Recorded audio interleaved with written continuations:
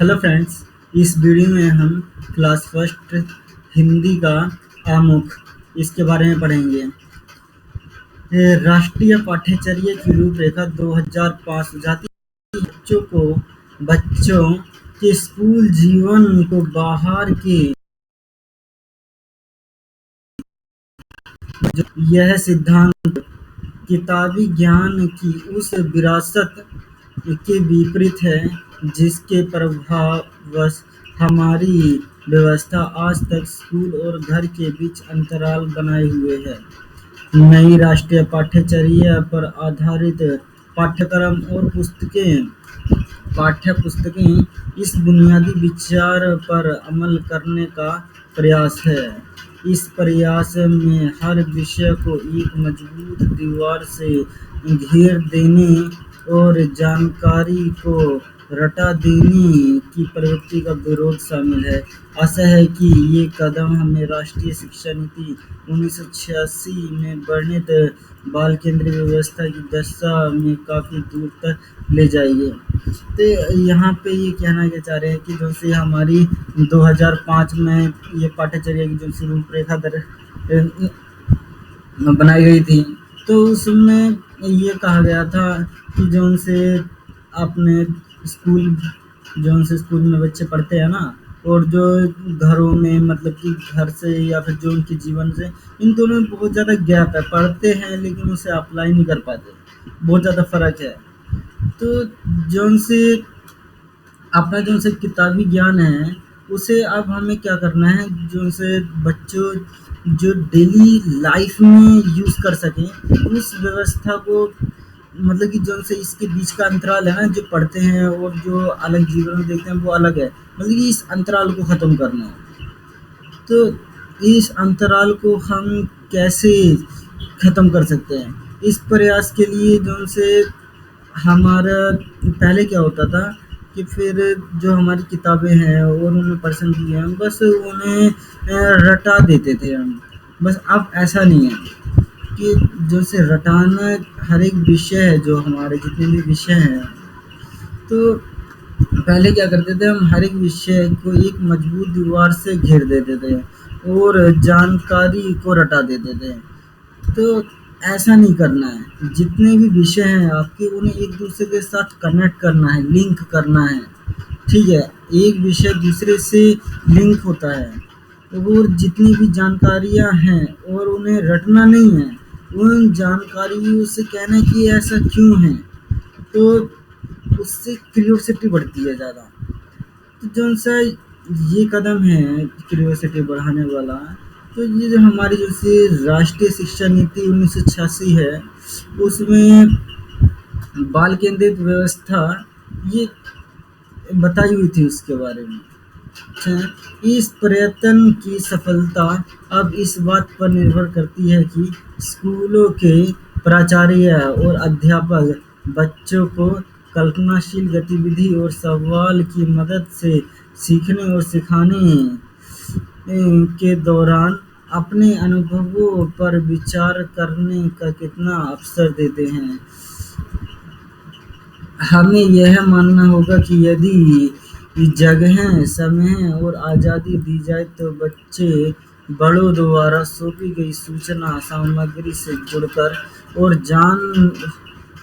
जूझकर नए ज्ञान का सृजन करते हैं। शिक्षा के विविध साधनों एवं स्रोतों की अनदेखी किए जाने का मुख्य कारण पाठ्यपुस्तक को परीक्षा का एकमात्र आधार बनाने की प्रवृत्ति है। सर्जना और पहल को विकसित करने के लिए ज़रूरी है कि हम बच्चों को सीखने की प्रक्रिया में पूरा भागीदार मानें और बनाएं। उन्हें ज्ञान की निर्धारित खुराक का ग्रहण मानना छोड़ दें। तो जिनसे ये अब बच्चों के अंदर क्यूरियोसिटी लानी है, तो और उनकी कल्पनाशील, मतलब कि वो कितना ज़्यादा सोच सकते हैं, वो इस बात पे निर्भर करता है कि हम उन्हें कितना ज़्यादा मौका दे रहे हैं, हम उनसे क्या सवाल पूछ रहे हैं, या हम उनसे क्या सीख रहे हैं सवालों की मदद से, या उन्हें क्या सिखा रहे हैं। उन्हें ना अपने अवसर देने चाहिए हमें कि हाँ भाई तुम सवाल पूछो, हमारे प्रश्नों को सुनो।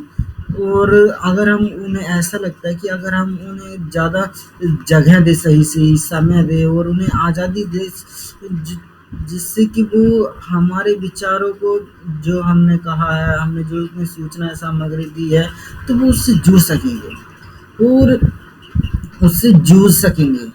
जूझने का मतलब है कि फिर जो हमने उन्हें ज्ञान दिया कि ये सही भी है या नहीं, कहाँ पे अप्लाई हो रहा है ये, तो जो उनसे यहाँ पे, तो जैसे शिक्षा के हमारे पास अलग-अलग साधन हैं, ठीक है ना? शिक्षा के अलग-अलग साधनों और स्रोतों की अनदेखी किए जाने का प्रमुख कारण क्या है कि अब बच्चे क्या करते हैं कि फिर ज़्यादातर जितने भी हमारे शिक्षा के साधन हैं या फिर स्रोत हैं, उन्हें देखते नहीं हैं। क्यों नहीं देखते हैं? क्योंकि हमने जो उनसे हमारी पाठ्य पुस्तक में सिर्फ़ ये परीक्षा ही एक आधार है, ठीक है ना? लेकिन ऐसा नहीं होना चाहिए। परीक्षा ही एक आधार नहीं होना चाहिए। सर्जना और पहल को विकसित करने के लिए ज़रूरी है कि हम बच्चों को सीखने की प्रक्रिया में भागीदार माने, कि फिर उन्हें कुछ सिखाना है, नंबर नहीं दिलाने हैं। नंबर दिलाने के पीछे कभी नहीं, उन्हें सिखाना है और सिखाने की प्रक्रिया में उन्हें आगे बढ़ाना है। उन्हें ऐसा नहीं करना, तो उन्हें ऐसा नहीं मानना कि ज्ञान की ये निर्धारित खुराक है, न, तो उन्हें ग्राहक नहीं मानना है, तो बल्कि उन्हें सिखाना है। यह उद्देश्य है स्कूल की दैनिक जिंदगी और कार्यशैली से काफी फेरबदल की मांग करते हैं। दैनिक समय सारणी में लचीलापन उतना ही जरूरी है जितना वार्षिक कैलेंडर के अमल में चुस्ती, जिससे शिक्षण के लिए नियत दिनों की संख्या हकीकत बन सके। शिक्षण और मूल्यांकन की गतिविधियां भी इस बात को तय करेंगी कि यह पाठ्यपुस्तक स्कूल में बच्चों के जीवन को मानसिक दबाव और बोरियत की जगह खुशी का अनुभव बनाने में कितनी प्रभावी सिद्ध होती हैं। बोझ की समस्या से निपटने के लिए पाठ्यपुस्तक निर्माताओं ने विभिन्न चरणों में ज्ञान का पूर्ण निर्धारण करते समय बच्चों के मनोवैज्ञानिक एवं अध्यापन के लिए उपलब्ध समय का ध्यान रखने की पहले से अधिक सचेत कोशिश की है। इस कोशिश को और गहराने के यत्न में यह पाठ्यपुस्तक सोच, विचार और विस्मय, छोटे समूह में बातचीत एवं बहस और हाथ से की जाने वाली गतिविधियों को प्राथमिकता देती है। तो जिनसे हम देखते हैं कि हम अपने स्कूली जीवन में या दैनिक जिंदगी में देखते हैं कि फिर ये किताबों में पढ़ाते कुछ और हैं, रियल लाइफ में उसे हम अप्लाई नहीं कर पाते। तो फिर जो सी ये हमारी कार्यशैली है, तो आज के टाइम में इसमें बहुत ज़्यादा फेरबदल करने की ज़रूरत है। तो जो सा हम अपने समय में देखते हैं कि फिर अपनी समय सारणी में इसमें लचीलापन बहुत ज़्यादा ज़रूरी है। जैसे कि हम कहते हैं कि हम अपने वार्षिक कैलेंडर, जो सा हमारा ईयरली कैलेंडर आता है, तो इसमें हमें अमल करने की ज़रूरत होती है। ऐसे ही जो से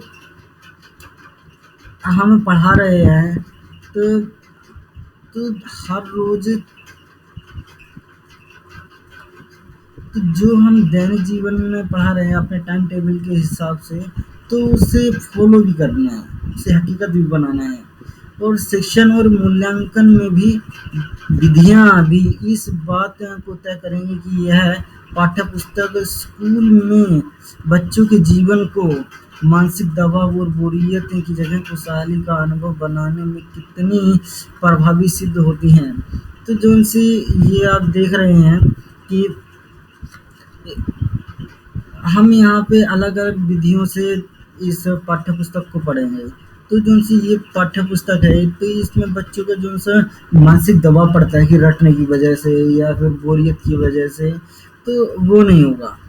तो मतलब कि अगर वो बोर नहीं होंगे तो अगर वो सीखेंगे कुछ तो फिर उनसे सीखने से उन्हें खुशहाली मिलेगी। ठीक है। और जो उनसे बोझ की समस्या से निपटने के लिए पाठ्यक्रम निर्माताओं ने विभिन्न चरणों में ज्ञान का पूर्ण निर्धारण करते समय बच्चों के मानसिक मनोविज्ञान एवं अध्ययन के लिए उपलब्ध समय का ध्यान रखने की पहले से अधिक सचेत कोशिश की है। जो उनसे जो लोग इस पाठ्यक्रम को बना रहे हैं अलग अलग चरणों में, तो फिर उन्होंने बच्चों के मनोविज्ञान का और अध्यापन के लिए कि कितना समय देना चाहिए या कितना नहीं देना चाहिए, इसकी बहुत ज़्यादा कोशिश की है। इस कोशिश को गहराने के यत्न में यह पाठ्य पुस्तक सोच विचार और विषय छोटे समूह में बातचीत एवं बहस के साथ से की जाने वाली गतिविधियों को प्राथमिकता देती है। एनसीईआरटी इस पुस्तक की रचना के लिए बनाई गई पाठ्य पुस्तक निर्माण समिति के परिश्रम के लिए कृतज्ञता व्यक्त करती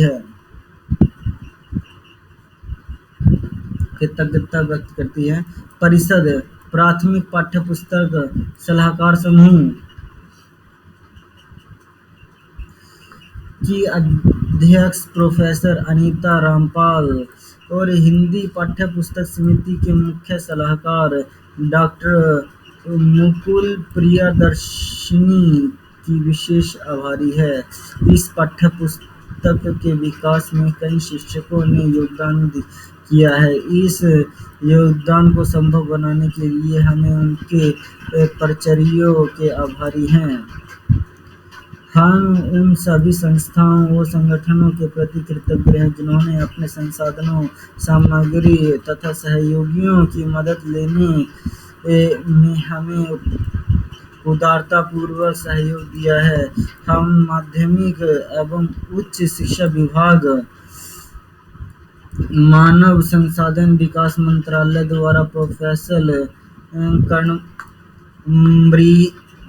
मृणालिनी एवं प्रोफेसर जीपी देशपांडे की अध्यक्षता में गठित निगरानी समिति मॉनिटरिंग कमेटी के सदस्यों को अपना मूल्यवान समय और सहयोग देने के लिए धन्यवाद देते हैं। व्यवस्थागत सुधारों और अपने प्रकाशनों में निरंतर निखार लाने के प्रति समर्पित एनसीईआरटी टिप्पणियों एवं सुझावों का स्वागत करेगी, जिससे भावी संशोधनों में मदद ली जा सके। बड़ों से दो बातें। नई किताब अब आपके हाथ में है। यह किताब केवल एक पाठ्य पुस्तक ही नहीं बल्कि बच्चों के साथ मिलकर कविता गाने, कहानी सुनाने, भाषा के रोचक खेल खेलने का एक जरिया भी है।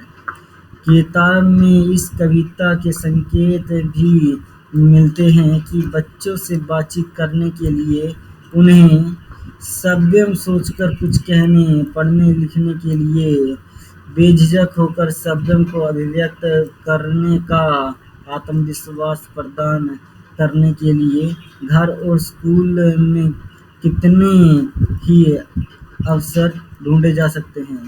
दुनिया को समझने के लिए भाषा एक बढ़िया औजार का काम करती है। इसलिए जरूरी है कि हम दुनिया को बच्चों की निगाह से देखें और बच्चों की जिंदगी में भाषा के महत्व को समझें।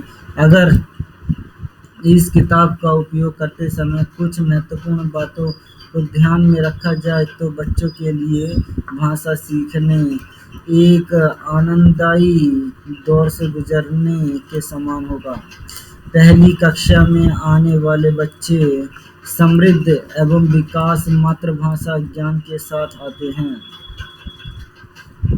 वह अपनी भावनाओं और ज़रूरतों को भाषा के माध्यम से बखूबी व्यक्त कर लेते हैं। वह अपने आसपास बोली जाने वाली भाषा को अनेक संदर्भों और स्थितियों में प्रयोग होते देखते हैं और अनुभव करते हैं कि भाषा के जरिए सभी अपनी इच्छाएं और ज़रूरतें जाहिर कर सकते हैं। यह सब देखकर बच्चे मौखिक भाषा के बारे में कुछ मान्यताएं और अवधारणाएं बना लेते हैं। ऐसी ही अवधारणाएं बच्चे पढ़ने लिखने के बारे में भी बनाते हैं। जब वे अपने आसपास के लोगों को पढ़ते लिखते देखते हैं, उन्हीं में से एक अवधारणा का उदाहरण बिस्कुट के रैपर पर लिखे शब्द को देखकर बच्चे पहचान लेते हैं कि बिस्कुट का नाम लिखा है। यह पहचान बच्चे अपने अनुभव और अनुमान के आधार पर करते हैं। भले ही छपे हुए शब्द को अलग-अलग हिज्जे करके न बता सकें कि उसमें कौन-कौन से स्वर और व्यंजन हैं, पर वे यह बात भली-भांति जानते हैं कि किसी चीज़ का आवरण पर लिखे शब्द उसी चीज़ का नाम बताएंगे। जैसे किसी फिल्म के पोस्टर पर लिखे शब्द उस फिल्म का ही नाम बताते हैं। इस निष्कर्ष पर बच्चे तरह-तरह के अनुभव से गुजरकर पहुँचते हैं। भाषा नियमबद्ध होती है। बच्चों की भाषा इस बात का प्रमाण है कि वे इन नियमों का प्रयोग करते हैं, भले ही वे इन नियमों को न बता पाएं।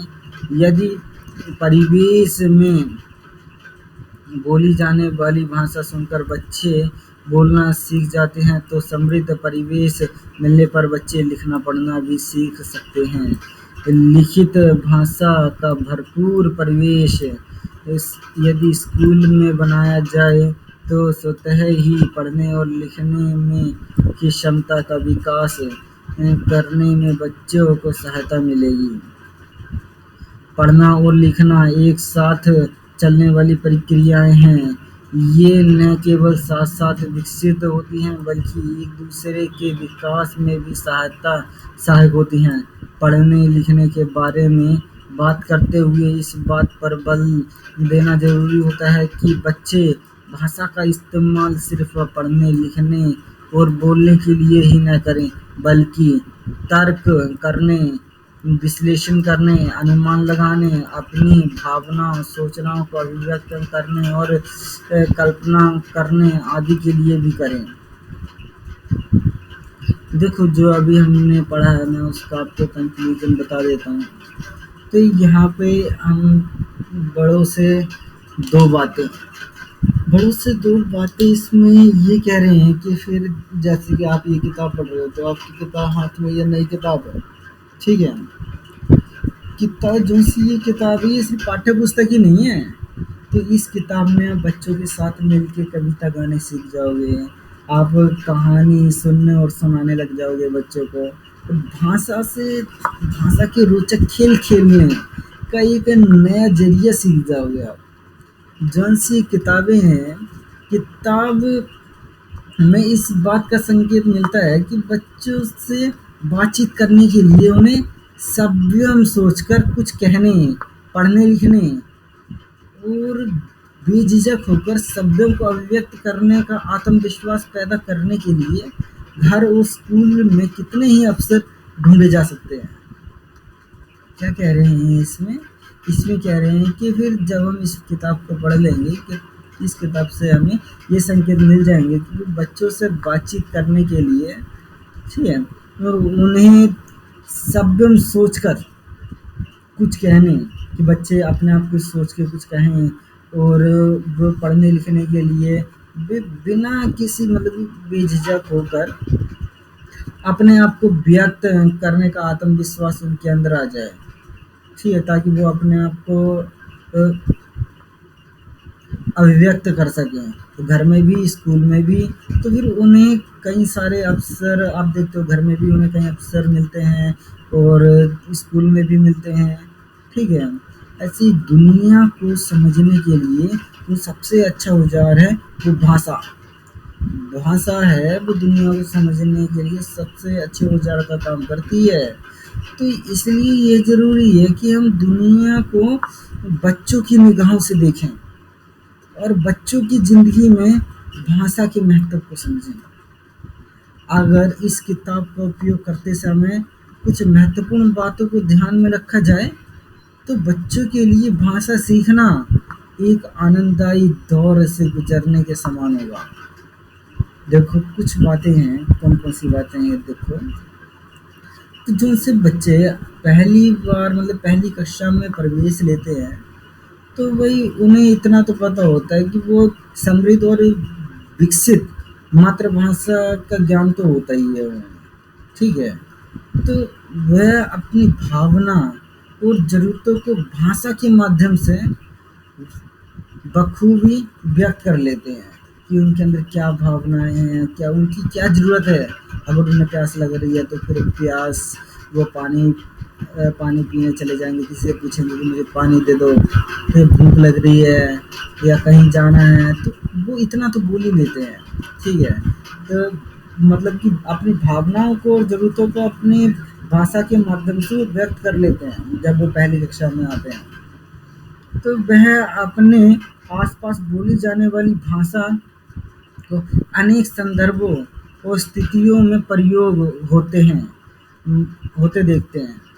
तो जैसे अगर कोई पहली क्लास में बच्चा है, फिर वो देखता है कि फिर उसके आस-पास जो-सी कोई भाषा बोली जा रही है, तो ये फिर उस भाषा के क्या संदर्भ हैं या क्या-क्या स्थितियों में उनका प्रयोग होता है, ये वो जानते हैं, वो अनुभव करते हैं इसे, ठीक है? तो इससे वो ये अपनी भाषा के ज़रिए वो अपनी ज़रूरतों और इच्छाओं को व्यक्त कर सकते हैं। क्या उनकी ज़रूरतें हैं, वो जैसे कि उन्हें पेंसिल चाहिए या फिर उन्हें कहीं जाना है, वो व्यक्त कर सकते हैं जब वो पहली कक्षा में आते हैं। व यह सब देखकर जो उनसे बच्चे हैं, मौखिक भाषा के बारे में कुछ मान्यताएँ और अवधारणाएँ बना लेते हैं। तो ऐसी ही जौन-सी अवधारणाएँ हैं, बच्चे पढ़ने-लिखने में भी बना लेते हैं। जैसे कि अगर जब कोई बच्चा अपने आस-पास के लोगों को पढ़ते-लिखते देखता है, तो वह अपने इसी आधार वो है ना, तो उसे भी लगता है कि मुझे भी पढ़ना चाहिए। जैसे कि ये आप बिस्कुट का पैकेट लेने गए दुकान में, तो फिर उस बिस्कुट पे उसका नाम लिखा होगा। तो फिर जो से बच्चे हैं, बच्चे अपने अनुभव से ये अनुमान तो लगा लेते हैं कि इस पे मतलब कि उस बिस्कुट का नाम लिखा है। हाँ, भले ही वो उसे नहीं बोल पाते हैं ठीक से, मतलब उनका नहीं पढ़ पाते हैं अभी, मतलब कि उनमें ये दे नहीं देख पाते क्या स्वर है, क्या व्यंजन है। हाँ, लेकिन वो ये भली-भाँति जान जाते हैं कि फिर इस इन शब्दों में उसका नाम लिखा होगा, बिस्कुट का नाम है भई वो।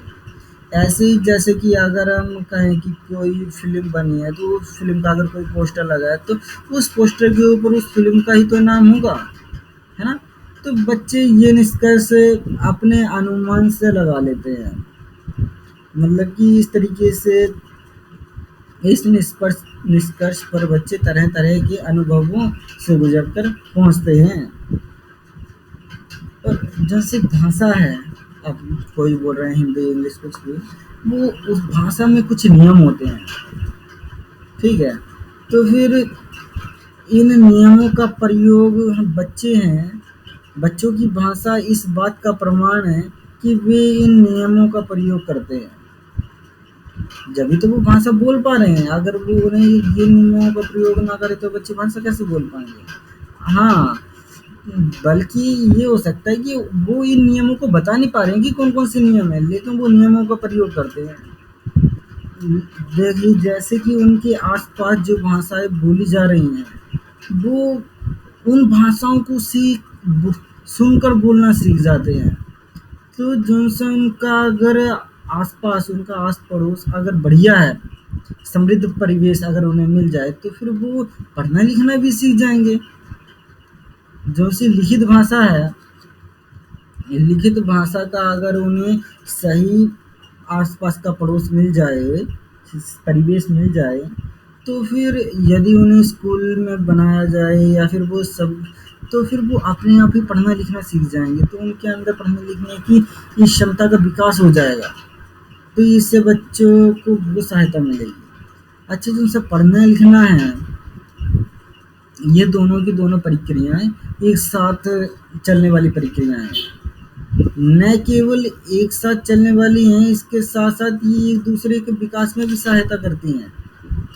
पढ़ने-लिखने के बारे में बात करते हुए इस बात पर बल देना ज़रूरी है कि बच्चे भाषा का इस्तेमाल सिर्फ़ पढ़ने, लिखने और बोलने के लिए ही ना करें, बल्कि तर्क करने के लिए, मतलब कि कुछ सोचने के लिए या अपनी बात को कहने के लिए, और उसमें से क्या विशेषता है उसकी, और क्या अनुमान लगाने के लिए, अपनी भावना और सोच को अभिव्यक्त करने के लिए, और कुछ कल्पना करने के लिए, इन सभी में अपनी भाषा का यूज़ करें। तो इस पुस्तक में बाल साहित्य भरपूर मात्रा में दिया गया है, ताकि बच्चों को पढ़ने-लिखने के प्रति रुझान बढ़ सके। यह ज़रूरी है कि बच्चों के लिए चुनी गई कविताएँ मज़ेदार हों, लय और संगीत प्रधान हों, उनकी ज़िंदगी के अलग-अलग पहलुओं को छूती हों, रचनाओं की भाषा बनावटी न हो, बल्कि बच्चों की अपनी भाषा से मिलती-जुलती हो। तो जैसे ये है, इस भाषा में बाल साहित्य भरपूर मात्रा में दिया गया है। तो क्यों दिया गया है? ताकि बच्चे पढ़ने-लिखने के लिए उनमें रुझान बन सके, और उसके लिए यह ज़रूरी है कि जो-सी वो कविताएँ पढ़ रहे हैं, वो कविताएँ मज़ेदार होनी चाहिए, और वो कविताएँ लयबद्ध और उनमें संगीत होना चाहिए। अगर उनमें संगीत है, तो फिर बच्चों को पढ़ने-लिखने में बहुत ज़्यादा मदद मिलेगी, रुझान बढ़ेगा उनका। और जो-सी कविताएँ हैं, ये बच्चों की ज़िंदगी के अलग-अलग पहलुओं को छू जाती हैं, जैसे यहाँ पे दी हुई है। और जो-सी रचनाओं की भाषा बनावटी नहीं होनी चाहिए, और उनकी भाषा बच्चों की अपनी भाषा से मिलती-जुलती होनी चाहिए, तभी बच्चों को पढ़ने में मज़ा आएगा। कविताओं के समान ही कहानियाँ भी बच्चों को भाती हैं। कविता में दी गई कहानियों के अतिरिक्त पारंपरिक कहानियाँ जैसे पंचतंत्र, जातक कथाएँ, विक्रमादित्य की कहानियाँ आदि के साथ-साथ अलग-अलग देशों और क्षेत्रों की लोक कथाएँ भी बच्चों को सुनाएँ। कहानी सुनते समय बच्चे अनुमान लगाते हैं कि आगे क्या होगा। अनुमान का सही सिद्ध होना बच्चों को आनंदित तो करता ही है, उनका विश्वास भी बढ़ता है।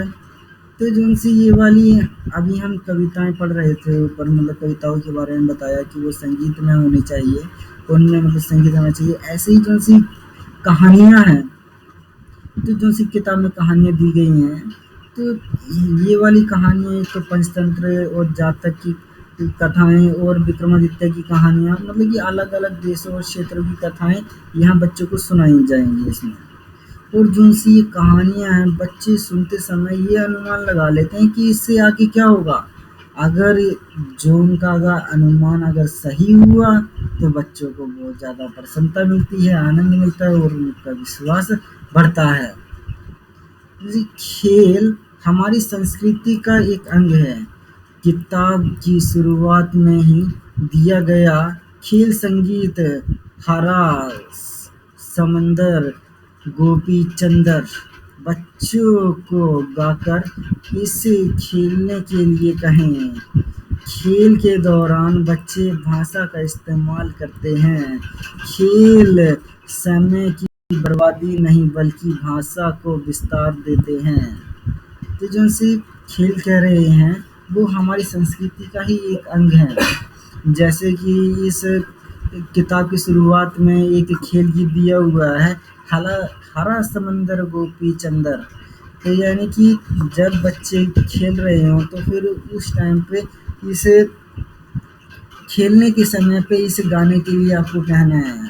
तो जब बच्चे खेल-खेल के दौरान अपनी भाषा का इस्तेमाल करेंगे, तो उस टाइम पे खेलने से समय की बर्बादी नहीं होगी, बल्कि भाषा का विस्तार बढ़ेगा। जैसे राष्ट्रीय पाठ्यचर्या रूपरेखा 2005 बहुभाषिता का संसाधन के रूप में प्रयोग करने की स्तुति करती है। विद्यालय में बच्चों को अपने घर की बोली में बोलने के प्रचुर अवसर दें। कक्षा में भी पाठों में आए स्थानीय क्षेत्रीय भाषा के शब्दों की ओर बच्चों का ध्यान आकर्षित करें। जैसे आम की टोकरी। कविता पढ़ने के दौरान बच्चे चर्चा करते समय बच्चों को बताएं कि हमारे देश में राजस्थान, बिहार, मध्य प्रदेश, उत्तर प्रदेश आदि कई प्रदेशों में छोटी लकड़ियों को बातचीत के दौरान छोरी, छोकरी कहकर पुकारते हैं। दैनिक जीवन में लोग तरह-तरह के क्षेत्रों में काम करते हैं।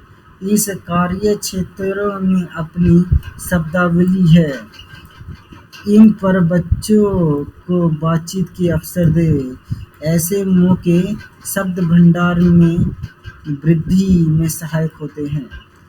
तो जौन-सी ये है अपनी राष्ट्रीय पाठ्यचर्या की रूपरेखा 2005, उसमें जी बहुभाषित मतलब बहुत सारी भाषाओं के संसाधन के रूप में ये प्रयोग करने की स्तुति करती है।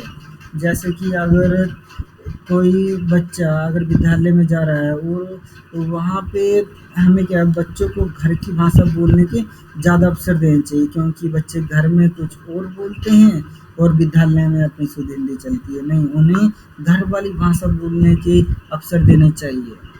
तो अगर वो घर वाली भाषाएँ बोलेंगे तो फिर उन्हें उनसे उनका ध्यान ज़्यादा केंद्रित होगा पढ़ाई की ओर। जैसे कि यहाँ पे आम की टोकरी नामक एक कविता दी हुई थी। इस कविता को जब वो पढ़ेंगे, पढ़ने के दौरान चर्चा करते समय बच्चों को बताएँगे कि हमारे देश में जैसे ये राजस्थान, बिहार, मध्य प्रदेश, उत्तर प्रदेश, ये कई सारे प्रदेशों में छोटी लड़कियों को कहीं पे तो छोरी कहा जाता है, कहीं पे छोकरी कहा जाता है, ये कह के पुकारते हैं। तो जो से हम अपने दैनिक जीवन में हर रोज़ जो लोग काम करते हैं, अलग-अलग तरीके के अलग-अलग जगह काम करते हैं, तो काम करते हुए अलग-अलग भाषा बोलते हैं। तो फिर इससे जैसे कि तो बच्चे उन भाषाओं को सुनते हैं तो फिर उन्हें बातचीत के अवसर देने चाहिए। अगर वो बातचीत करेंगे तो फिर एक-दूसरे की भाषाओं को सुनेंगे तो फिर उनके जो से शब्द भंडार है उससे बहुत ज़्यादा वृद्धि होगी। वो नए-नए शब्दों को सीखेंगे। कलाओं एवं लोक कलाओं में रची बसी है। ये कलाओं एवं लोक कलाओं में बसी है हमारी संस्कृति। किताब में कला संबंधी अनेक गतिविधियाँ हैं। नाटक, संगीत, कला में बच्चों को रस तो मिलता ही है, इनसे बच्चों की भाषा भी समृद्ध होती है। लोक जीवन में पहले से स्थापित लोक कलाओं को भी किताब में स्थान दिया गया है। किताब में दिए गए कुछ चित्र मधुबनी, बिहार, बरबली, महाराष्ट्र, पट चित्र उड़ीसा शैली के हैं। इनकी ओर बच्चों का ध्यान आकर्षित करें और अपने इलाके की लोक कला शैली के कलाकारों को स्कूल में आमंत्रित करके उनसे कुछ सीखने का मौका बच्चों को दें। जो उनसे हमारी संस्कृति के अंदर कलाओं और लोक कलाओं बहुत हैं, मतलब कि कलाएँ और लोक कलाएँ हमारी संस्कृति में रची बसी हुई हैं। और जैसी कविता है, जैसी ये हमारी किताब है, इस किताब में कला संबंधी बहुत सारी गतिविधियाँ दी हुई हैं, जैसे कि नाटक दिए हैं किताब में, संगीत, कला में बच्चों को जब वो संगीत वगैरह सुनते हैं तो फिर उन्हें तो रस तो मिलता ही है, इसके साथ-साथ उनकी भाषा भी बढ़िया होती है। लोक जीवन में पहले से स्थापित लोक कलाओं को भी किताब में स्थान दिया गया है। जो लोगों ने जो पहले लोक कलाएँ लिखी हैं उसमें अपने जीवन में यहाँ पे स्थान दिया गया है अपनी किताबों में। जौन-सी किताब में कुछ चित्र मधुबनी बिहार के दिए हुए हैं, कुछ बरवली महाराष्ट्र के दिए हुए हैं, कुछ पट्टचित्र उड़ीसा शैली के दिए गए हैं। तो आपको क्या करना है, इन चित्रों की ओर बच्चों का ध्यान आकर्षित करवाना है और अपने इलाके की लोक कला शैली के कलाकारों को स्कूल में आमंत्रित करके उनसे कुछ सीखने का अवसर बच्चों को देना है। चित्र भंडार में वृद्धि, कल्पना, तर्क, कौशल और अभिव्यक्ति के विकास में सहायक होते हैं। भाषा सीखने की प्रक्रिया में चित्रों की विशेष भूमिका होती है। चित्र बनाना बच्चों के लिए लिखना सीखने और अर्थ समझने के एक शुरुआती दौर है। चित्रों से जुड़े सवालों के जरिए बच्चों में चित्रों को बारीकी से देखने और उन पर विस्तृत प्रतिक्रिया देने की आदत विकसित होती है। तो जो सा यहाँ पे कह रहे हैं चित्र शब्द भंडार। अगर हम चित्र शब्द भंडार की अगर वृद्धि कर रहे हैं या कल्पना, तर्क, कौशल और अभिव्यक्ति का विकास, जो से शब्द चित्र भंडार हैं, इनसे हमारे सोचने और कौशल और अभिव्यक्ति में बहुत ज़्यादा मदद मिलती है। भाषा सीखने की प्रक्रिया में जो से अपने चित्र हैं वो बहुत ज़्यादा भूमिका निभाते हैं। जैसे कि चित्र बनाना बच्चों के लिए, अगर हम कोई चित्र बना रहे हैं तो फिर चित्र बनाने के लिए लिखना सीखने और अर्थ समझने ये का एक शुरुआती दौर है। चित्रों से जुड़े सवालों के जरिए बच्चों में चीज़ों को बारीकी से देखने और उन पर विस्तृत प्रक्रिया देखने की आदत विकसित होती है। चित्रों से पगी इस किताब में बच्चों को भी चित्र बनाने में कई मौके मिले हैं ताकि उनके लेखन और चित्रकारी में सुगढ़ता आ सके और उनमें रचनात्मकता और सौंदर्यबोध का विकास हो। कविता, कहानी पढ़ने के बाद चित्रों के बारे में बच्चों से बातचीत करें। किताब के विषय, सामग्री एवं चित्रों के माध्यम से बच्चों में संवेदनशीलता का विकास विकसित की जा सकती है।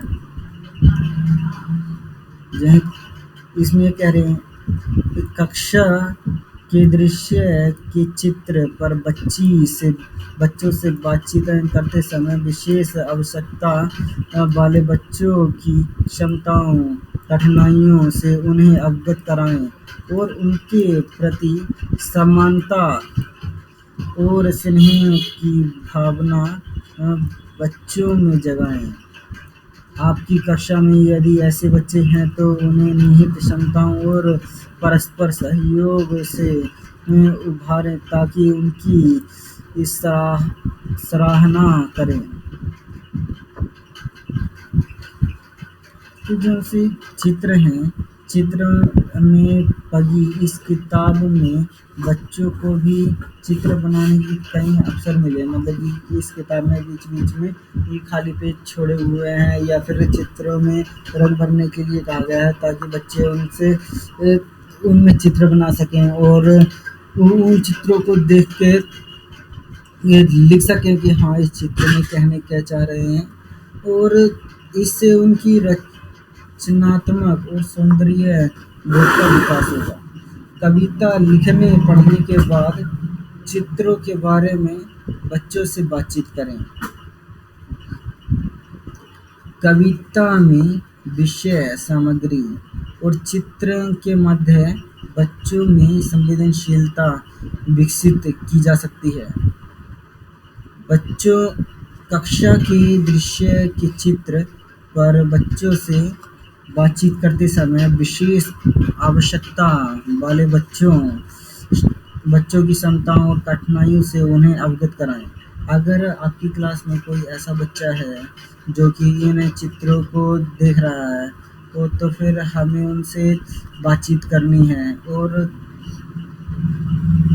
और ऐसे बच्चे जिन्हें कि इनकी बहुत ज़्यादा ज़रूरत है, तो फिर उन्हें क्या-क्या कठिनाइयाँ आ रही हैं, उनकी क्या-क्या क्षमताएँ हैं, तो उन्हें बताना है उनसे। और उनके प्रति हमें समानता दिखानी है। कुछ अपने डिसेबल पर्सन भी हो सकते हैं अपनी क्लास में, तो फिर उन्हें सभी के बराबर बताना है हमें और उनसे स्नेह की भावना बनाए रखनी है। और जैसे हमारी क्लास में यदि ऐसे बच्चे हैं तो फिर उन्हें उनकी क्या-क्या क्षमताएँ हैं, उन्हें लगातार बताता रहना है और उनसे स्नेह ज़रूर करना है, उन्हें सराहा करना है।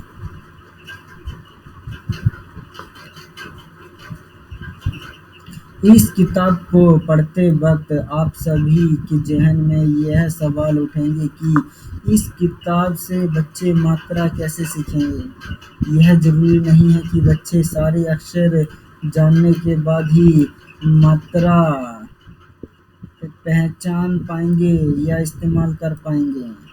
आप जब आप इस किताब को पढ़ेंगे तो फिर आपके मन में एक बात तो आ जाएगी कि हाँ, बच्चों को मात्रा तो सिखाएंगे, तो मात्रा सीखेंगे कैसे। तो ज़रूरी नहीं है कि फिर बच्चे अगर सारे अक्षर जान जाते हैं उसके बाद उन्हें मात्रा पहचान पाएंगे ना, या फिर उसका इस्तेमाल कर पाएंगे। सार्थक शब्दों में, आसान से शब्दों में कह सकते हैं, सार्थक संदर्भ में किसी भी प्रकार की लिखित सामग्री बार बार देखने के बाद बच्चे मात्रा की ओर बढ़ सकते हैं। अब प्रश्न यही उठता है कि तब तक बच्चे पढ़ेंगे कैसे, लिखेंगे कैसे।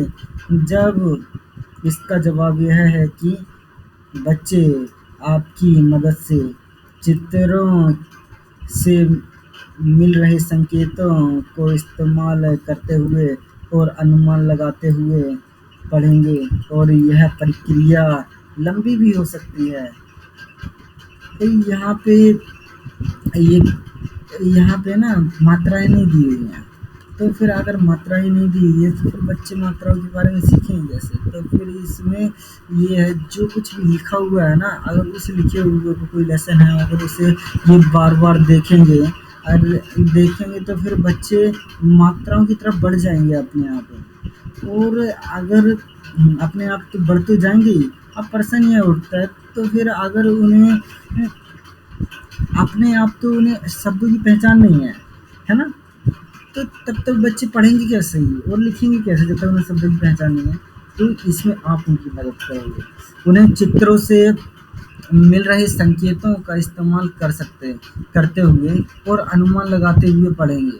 और यह प्रक्रिया बहुत लंबी भी हो सकती है। बच्चों को लिखित और मुद्रित सामग्री से भरपूर परिवेश कितना उपलब्ध हो पाता है, यह इस बात पर निर्भर करता है कि बच्चों के लिए शब्द एक चित्र ही है। जिस प्रकार बच्चे चित्र को बार बार देखकर पहचान लेते हैं तथा उसका एक रूप मानस में गढ़ लेते हैं, उसी प्रकार किसी शब्द को देखकर भी वे मात्राओं की तस्वीर मन मस्तिष्क में बैठा लेते हैं। इसी बीच आप पाएंगे कि बच्चे अपने बनाए नियम अनुसार शब्दों वर्तनी को गढ़ते हैं। बच्चों को सुधारने की जल्दी न करें और उन्हें सही वर्तनी पर पहुंचने का पर्याप्त समय और आज़ादी दें। तो जैसे अगर वो बच्चे अपने चित्रों को बार-बार देख रहे हैं, तो चित्रों को देख-देख के सीख रहे हैं और आप भी उनकी मदद कर रहे हैं, तो फिर बच्चे हैं उससे लिखना सीख जाएँगे और मतलब कि जो कि उसमें छपा हुआ है, उससे अपने आस-पास जो कुछ भी उन्हें मिल रहा है, उससे वो सीखेंगे। तो जो से ये है, इस बात पर निर्भर करता है कि जो से बच्चों के लिए जो से शब्द का एक चित्र है, जो से वो बच्चों के लिए एक चित्र का ही काम करते हैं। शब्द अगर बच्चे किसी चित्र को बार-बार देखते हैं, तो फिर वो उसे पहचान लेते हैं। तो और उनका चित्र को अपने मन में गढ़ लेते हैं, अपने मन में छप जाता है उनके मन में। उसी प्रकार जो से अगर वो इस शब्दों को देखकर वे मात्राओं की तस्वीर अपने मन मस्तिष्क में बिठा लेते हैं। इसी बीच आप पाएँगे कि बच्चे अपने बनाए नियमों के अनुसार शब्द वर्तनी को गढ़ते हैं। बच्चों बच्चों को धा सुधारने की जल्दी ना करें, बच्चों को सुधारने की जल्दी नहीं करनी है आपको और उन्हें सही वर्तनी पर पहुँचने का पर्याप्त समय और आज़ादी देनी है आपको। वो अपने आप ही जाएँगे वहाँ पर। जैसे मसलन आपकी कक्षा में झूला कविता का आनंद लिया जा रहा है। आप न में ठ ए अक्षरों के बारे में कुछ बातचीत कर चुके हैं। झूला अपने आप में बात करने के लिए बहुत ही मज़ेदार विषय है। बच्चों का ध्यान पिछले पन्नों पर दिए गए शब्द जैसे स्कूल, अंगूठा आदि पर दिलवाएं। साथ ही उनसे ऊ की ध्वनि वाले शब्द बोलने के लिए कहें। उन्हें आप श्यामपट्ट या चार्ट पेपर आदि पर लिख सकते हैं। अब आप अपना ध्यान इन लिखे हुए शब्दों और उनकी ध्वनियों पर दिलवाएं। यकीनन वे का संबंध इसकी ध्वनि से जोड़ पाएंगे। पहचानने और बोलने दोनों में बच्चे पहले पन्नों पर जाकर स्कूल, अंगूठा जैसे शब्दों पर गौर कर सकते हैं। जैसे कि आप यहाँ पे अपनी पुस्तक में झूला कविता का आनंद ले चुके होंगे या फिर आप लेंगे, तो इससे पहले आपने न, म और ठ, ए इन अक्षरों के बारे में बातचीत कर ली होगी। तो जो सा झूला है, झूला अपने आप में बात करने के लिए बहुत ही मज़ेदार विषय है। तो फिर जो सा आपने झूला इसे पिछले अध्याय में देखा था कि स्कूल, अंगूठा इन सब के बारे में आपको याद दिलवाना है।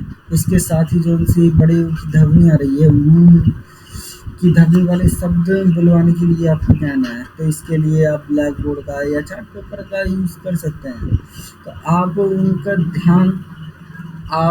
उनका ध्यान इन लिखे हुए शब्दों और उनकी ध्वनियों पर दिलवाएं। यकीनन वे इसका संबंध इस ध्वनि से जोड़ पाएंगे। पहचानने और बोलने दोनों में बच्चे पहले पन्नों पर जाकर स्कूल, अंगूठा जैसे शब्दों पर गौर कर सकते हैं। राष्ट्रीय पाठ्यचर्या की रूपरेखा 2005 भाषा शिक्षण के संदर्भ में समग्रतावादी दृष्टिकोण और अपनाने की स्तुति करती है। इसलिए रिंझिम में लेखन कौशल को अलग से न लेकर विभिन्न भाषाई कौशल के अभिन्न अंग के रूप में लिया गया है। फिर जैसे ये है अपनी राष्ट्रीय पाठ्यचर्या की रूपरेखा 2005, इसमें भाषा शिक्षण के संदर्भ में ये समग्रतावादी दृष्टिकोण अपनाने की स्तुति करती है। तो जो सी हमारी रिंझिम है, रिमझिम में लेखन कौशल को अलग से नहीं दिया गया है। तो जो इसे अलग-अलग भाषाई कौशल के अभिन्न अंग के रूप में इसे लिया गया है। लेखन की सामान्य रूप से समझी जाने वाली गतिविधियों से पहले बच्चों को शब्दों को अभिव्यक्त करने की अनेक प्रकार की गतिविधियाँ दी गई हैं, जैसे अंगूठे की छाप से चित्र बनाना, अक्षर और संख्याओं से चित्र बनाना आदि। जिस तरह शब्द और वाक्य अभिव्यक्ति के तरीके हैं, उसी प्रकार रंग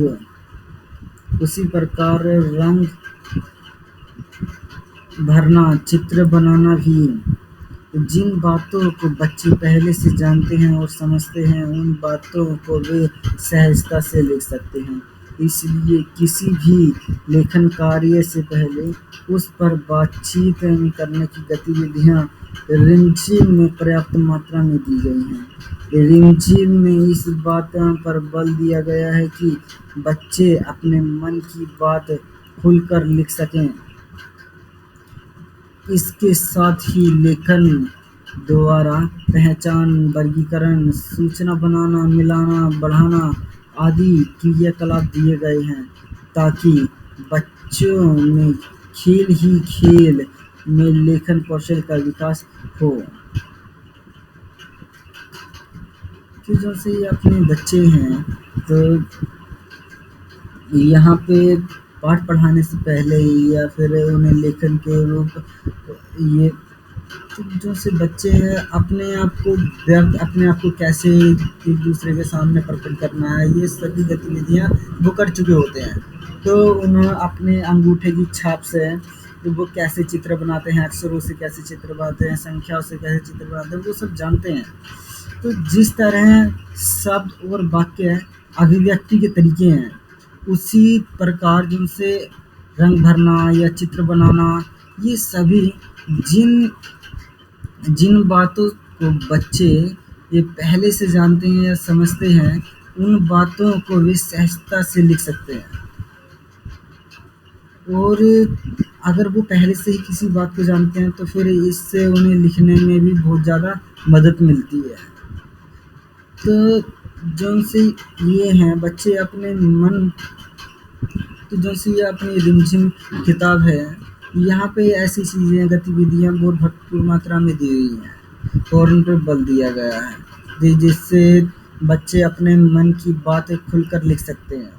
इसके साथ ही लेखन द्वारा पहचान, वर्गीकरण, सूचना बनाना, लिखना, बढ़ाना आदि क्रियाकलाप दिए गए हैं यहाँ पे, ताकि बच्चों में खेल ही खेल में लेखन कौशल का विकास हो। पाठों के अंत में अभ्यास और गतिविधियाँ देने का उद्देश्य बच्चों को अभिव्यक्ति के अवसर प्रदान करना एवं उनकी भाषाओं का विस्तार करना। ऐसे अभ्यास गतिविधियाँ भी आप सोचकर करवाएं और बच्चों की मदद करें।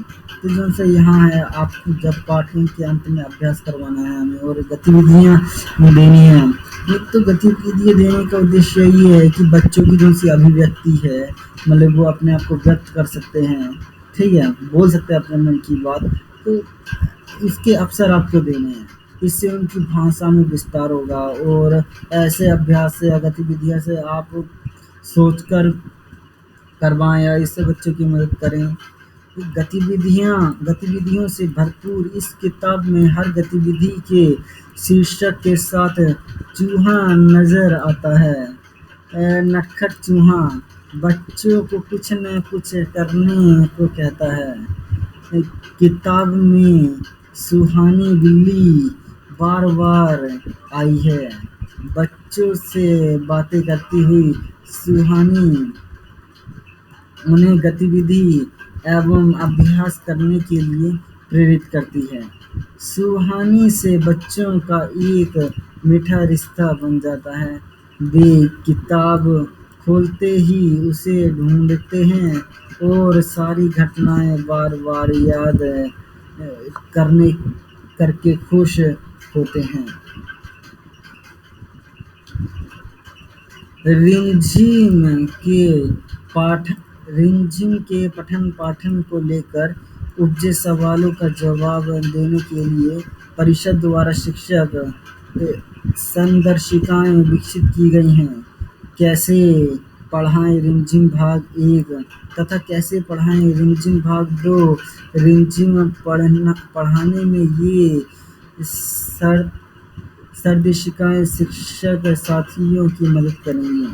जैसे ये रिमझिम को कैसे पढ़ना है, कैसे पढ़ाना है, इसके लिए जो से सवाल आए हैं तो फिर उनके जवाब के लिए जो हमारी परिषद है तो इसके लिए शिक्षक संदर्शिका विकसित की गई है कि फिर रिमझिम भाग 1 को कैसे पढ़ाना है, रिमझिम भाग 2 को कैसे पढ़ाना है।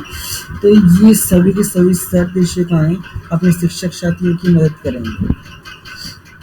जौनसी राष्ट्रीय पाठ्यचर्या की रूपरेखा 2005 कक्षा 1 और 2 के लिए भाषा तथा गणित के माध्यम से पर्यावरण अध्ययन तथा कला शिक्षा को बढ़ाने की स्तुति करती है।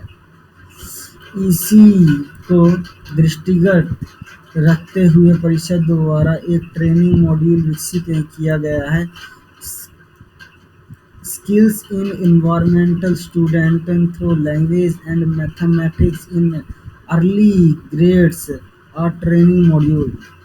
तो जैसे अपनी राष्ट्रीय पाठ्यचर्या की रूपरेखा 2005 ये कक्षा 1 और 2 के लिए भाषा तथा गणित के माध्यम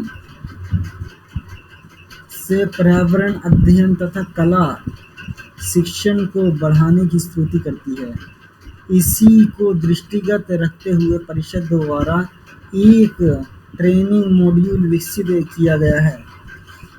स्किल्स में environment student through language and maths in early grade के ट्रेनिंग मॉड्यूल तथा शिक्षक निर्देशिका कैसे पढ़ाएं रिमझिम भाग 1-2 परिषद प्रकाशित विभाग से प्राप्त किए जा सकते हैं।